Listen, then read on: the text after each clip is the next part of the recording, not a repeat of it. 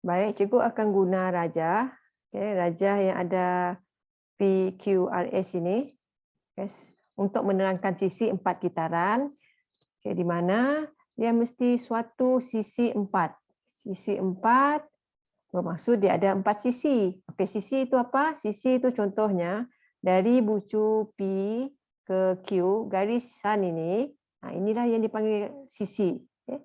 Jadi dia mesti ada 4 sisi, 1, 2, 3, 4. Itu maksudnya sisi 4. Dalam bulatan, itu bulatan yang warna pink ni, bulatan dengan keadaan keempat-empat bucu. Kita semak balik bucu. Bucu itu cikgu dah tanda satu dekat P, Q, R, S. Kita semak adakah empat-empat bucu itu terletak pada lilitan. Apa itu lilitan? Ini adalah lilitan. Cikgu labelkan untuk anda. Ini lilitan. Lilitan. Lilitan untuk sebuah bulatan. Maka dia mesti patuhi syarat ini, barulah ia dipanggil sebagai sisi 4 kitaran. Keempat-empat bucu, sisi 4 mesti terletak pada lilitan bulatan seperti P, Q, R, S. Okey, mari kita lihat contoh 8.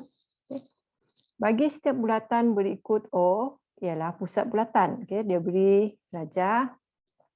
Kena pasti sisi 4 kitaran yang terdapat dalam setiap bulatan di atas dan jelaskan jawapan anda.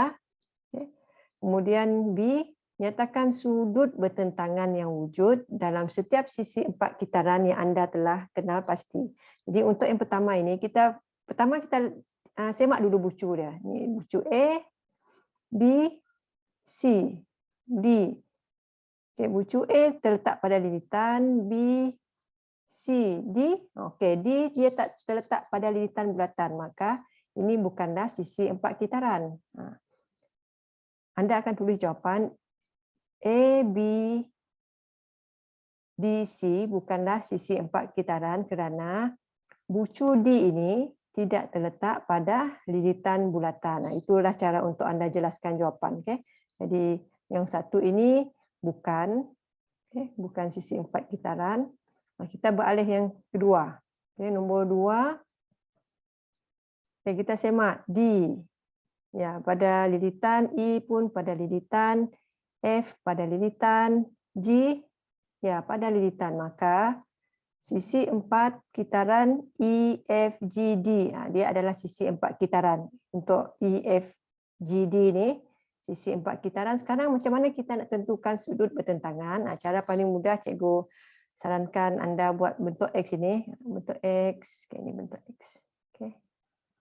Kenapa? Itulah sudut yang bertentangan ni. Contohnya D, tengok yang dekat hujung D ni, F. Jadi sudut yang bertentangan untuk nombor 2 adalah, cikgu letak di atas, sudut bertentangannya adalah untuk D, pasangannya adalah F. Okay, D dan F.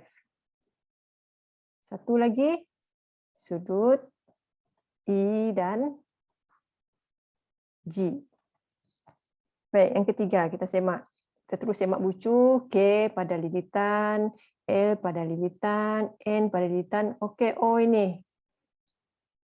Bucu O dia tidak berada pada lilitan bulatan, maka dia bukanlah sisi 4 kitaran. Jadi cikgu letak bukan, maka kita terus tak akan cari sudut pertentangan itu, tak akan jumpa. Okay? Cuma sudut pertentangan itu cuma ada untuk sisi 4 kitaran. Kita beralih ke yang keempat. Semak terus, P pada lilitan, Q pun sama, bucu R pun sama, S pun sama. Okay. Maka oleh sebab keempat-empat bucu berada pada lilitan bulatan, maka PQRS ini merupakan sisi 4 kitaran. Jadi apa sudut bertentangannya? Okay, buat seperti cikgu ajar, buat X. Okay, anda akan nampak P dan R. Cikgu letak di bawah.